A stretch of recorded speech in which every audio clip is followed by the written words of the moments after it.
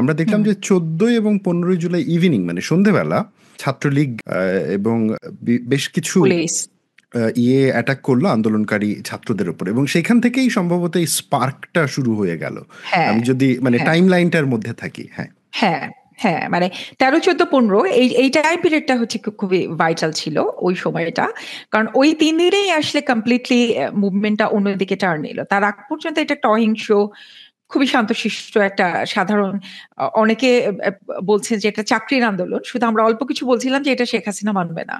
Let's see, একদম বাজি ধরে বললাম যে লেটস সি এই আন্দোলনটা কোথায় যায়, কারণ আর যাই হোক শেখ হাসিনা এই দফাটা মানবে না।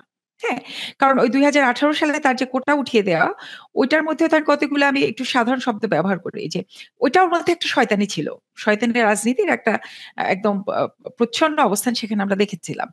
ওই অ্যাসেসমেন্টের জায়গা থেকে আমরা জানি এই দফা শেখ হাসিনা এটা মানবে না, এবং হাইকোর্ট থেকে যেটা আসলো এটা definitely patronise by the government, এটা বুঝাই গেছে।